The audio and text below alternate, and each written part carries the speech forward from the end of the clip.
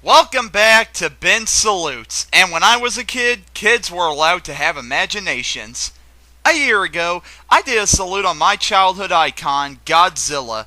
A year later, I feel it's time to revisit Big G and go into more detail as to why he's so awesome. Now, sit back and let your house be crushed. Here is my second salute on Godzilla. One of the reasons why the Godzilla movies are so great is that there is a lot of effort put into them. The suits are made to look convincing, the sets look realistic, and the special effects are phenomenal. Also, the human characters can be interesting a lot of times as well. When I was a kid, I used to skip the human scenes and go straight to the monsters, but as an adult, I've come to appreciate the human characters. The humans most of the time have interesting personalities, and I've come to notice that every Godzilla movie has these kinds of characters. There's the main guy, who's serious and always is wanting to fix the problem. There's the love interest, who's always seen to be getting in trouble, but can be tough when she needs to be. There's the goofball, who's there for a joke and sometimes gets killed. There's the older guy, who either is looking to get revenge on Godzilla or wants to keep Godzilla safe. And there's the villains, aside from the monsters. The human villains are the ones responsible for the bad things going on in the movies. All these characters have become staples of the Godzilla movies, and I've come to appreciate them. And, as an adult, I've come to appreciate the hot Japanese girls that star in these movies. Don't believe me? Here's my favorite Godzilla girl, Kumi Mizuno. Whoa, that's... Gah. Anyway, another great thing about Godzilla movies are the great special effects. A big example of this is the monsters. There's no bullcrap CGI here, it's guys in monster suits. The actors in the suits are allowed to make monsters feel like living, breathing creatures. Cities, planets, or valleys, or water, the sets always have great detail in them that make you say, wow. I'd be ticked off to put all that effort into the set only for it to be destroyed by the monster costumes.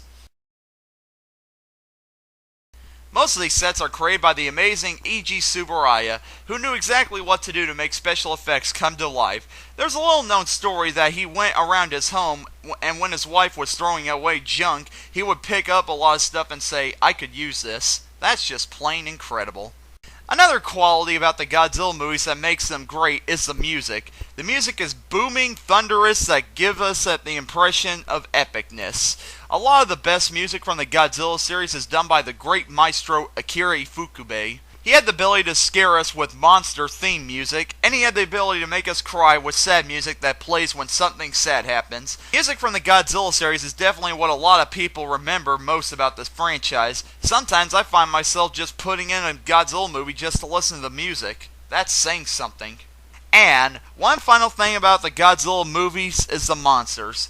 Godzilla fights and fights alongside some of the most creative monsters you've ever seen. Whether it's a three-headed dragon, a mechanical duplicate of Godzilla, or a giant flower, all of these monsters are hardcore in their own little way. Also, the Godzilla series has been blasted over the years for being cheesy and stupid. To them I say, learn to have fun. These movies aren't meant to be taken seriously. It's a bunch of monsters running around fighting each other and smashing buildings. What more do you want? These movies are made to be entertaining, not to make us look at life in a completely different way. So, there. And now, for the moment you've all been waiting for, it's time for me to review all 28 Godzilla movies. Keep in mind, I love all the Godzilla movies and I don't know how to make all the mini reviews interesting, but I'll try my best. Fasten your seatbelts because here we go. Gojira. The one that started it all, changed the face of monster movies everywhere, has lots of sophistication and is really dark. I may have said that the Godzilla movies aren't meant to be taken seriously, but this one is. Godzilla is definitely one of the greatest screen villains of all time, and this is my favorite, Godzilla Raids Again. The definition of quickie sequel, this one was made only 9 months after the original. Godzilla returns, but he's joined by Anguirus, as Godzilla has his first movie fight. This one feels rushed, only because it is, but despite the short time that was spent on it, it's not that bad. King Kong vs. Godzilla. Aw, heck yeah! Before there was Alien vs. Predator, before there was Freddy vs. Jason, before there was Mega Shark vs. Giant Octopus, there was King Kong vs. Godzilla. Godzilla's first movie in color has him fight against the monster that inspired him, King Kong. The two fight in an awesome battle that can't be described with words. The American version does its best to make Godzilla look bad, but what can you do? They're Americans. Despite this is truly one of the best of the series, one that cannot be missed. Godzilla vs. Mothra. Yet another great movie. This one introduces one of the staples of the Godzilla series, Mothra. This is the best one since the original that shows what a bad guy Godzilla can be. Although the ending is cheap, this is another great one with great special effects that is in the Godzilla top 10. Ghidorah the three-headed monster. Over the place, but that's a good thing. It's the first appearance of King Ghidorah and Rodan in the Godzilla series, and it's full of monster action. Although there is a weird yet funny scene where Mothra is talking to Godzilla and Rodan to try to convince them to stop King Ghidorah, this is a movie that will always have you on the edge of your seat with all the stuff going on. Here's a sci-fi classic for you. Godzilla and Rodan are sent to Planet X to stop King Ghidorah, only to be taken over by evil aliens that plan to destroy the world. This is another great one that shows why King Ghidorah is one of Godzilla's best villains, and this film features the famous Godzilla dance. It's a great one. Versus the Sea Monster. My first Godzilla movie that I ever saw. This one had sort of a darker tone than the previous movies, as Godzilla on an island fighting a terrorist group that's taken natives of the island as slaves, and they have a giant shrimp named Ebirah to do their bidding. Yes, it's great, and of course, it has Kumi Mizuno, son of Godzilla. This is when Godzilla movies starting to be more aimed towards kids. You either love this movie or you hate this movie. I love it. I just love the idea of Godzilla being a father, and Minya is a great addition to the Godzilla series. Also, this movie has giant mantises and a giant spider. How could you go wrong? Destroy all monsters. What was going to be the last Godzilla movie? This had the most Godzilla monsters of all in one movie. Take over Earth's monsters, and the monsters end up destroying city after city. In the end, Ghidorah comes back with a huge battle breaks out. It's freaking phenomenal. If you love giant monster movies, this one is a must-see for you. This is the only Godzilla made directly for kids. It mostly consists of stock footage from other Godzilla movies, and it mostly focuses on a kid and a Godzilla's son, Minya. Although it's definitely one of the worst Godzilla movies, it has its certain charm. Godzilla vs. Ghidorah. Now here's a weird movie for you. Godzilla shows up to fight a giant pile of garbage, while hippies are getting stoned and weird animated segments are being shown. This one is also a dark movie, as it shows people getting killed by Ghidorah's toxic gas, and it shows a cat getting covered in sludge. One of my favorites of the whole series.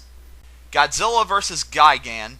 Godzilla and Anguirus appear to fight King Ghidorah and a new monster, Gigan. Despite the fact this movie's slow, the monster action makes up for it, and it's the first Godzilla movie where blood is shown.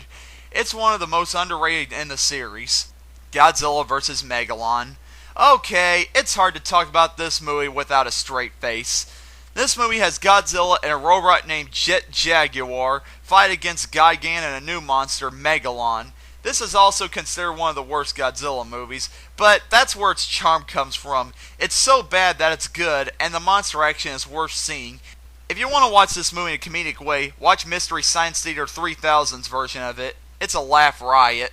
Godzilla vs. Mechagodzilla. With this movie, they decided to cut out the kiddie crap. Godzilla set it to face off against my favorite Godzilla villain, Mechagodzilla, who was built by space apes. This movie has an awesome monster action, odd but awesome music, and evil space monkeys. It's a win-win-win situation. Terror of Mechagodzilla. Mechagodzilla returns again with the help of a new monster, Titanosaurus, one of the best monsters ever, and it's up to Godzilla to stop them. This one is superior to the previous movie, being the final Godzilla movie directed by Ishiro Honda, the best Godzilla director. There's loads of monster action and awesome music to keep you interested in this one. Godzilla 1985. After a decade hiatus, Godzilla was rebooted with a new and darker movie. This movie returns Godzilla to his roots as an evil force of destruction. The sets are amazing, the music is epic, and Godzilla is more hardcore than he ever was. This movie is hard to find and there's no DVD release, but if you can find it, it's definitely one of the best Godzilla movies out there. Godzilla vs. Biollante. Godzilla fighting a giant flower? It's better than you think. Godzilla is back again as a bad guy, and he fights against a giant rose that has the spirit of a girl in it. While this is going on, terrorists are running around causing trouble. Again, one of the best Godzilla movies. Godzilla vs. King Ghidorah.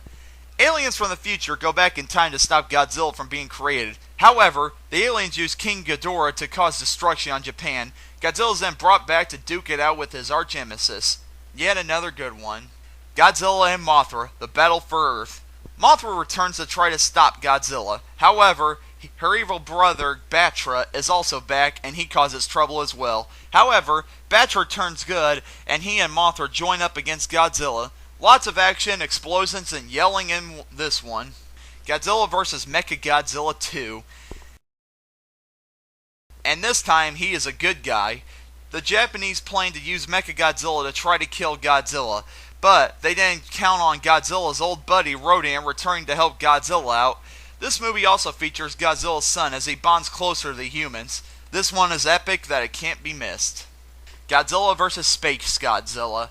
A new monster named Space Godzilla appears to destroy the world. It's up to humans and Godzilla to team up to stop him. The final battle at the end makes this movie worthwhile. Godzilla vs. Destroya. Possibly one of the saddest movies you'll ever see. Godzilla is melting down and about to explode. The humans feel that if Godzilla explodes, it'll destroy all of Japan. So, the humans work to freeze Godzilla to contain the explosion. However, a new monster named Destroya appears to cause trouble. Now, Godzilla must get rid of Destroya before it's too late. Godzilla 2000. The movie that almost never was. It was made in reaction to the disappointment of the American Godzilla movie. Godzilla returns, looking pretty awesome, and a meteor lands on Earth, containing a monster. Godzilla is back in the saddle to defend his stomping grounds. This is what the American Godzilla movie should have been like. Godzilla vs. Mechagodzilla. It's Godzilla versus a swarm of dragonflies. You can't go wrong with this one. Godzilla, Mothra, and King Ghidorah, giant monsters all out attack. Holds the record for the longest title in the Godzilla series. This one is just awesome! Godzilla is an evil monster destroying everything, and it's up to the Guardian monsters to stop him, but he just destroys them. I only have 3 words that can sum up this movie. Boom, boom, boom!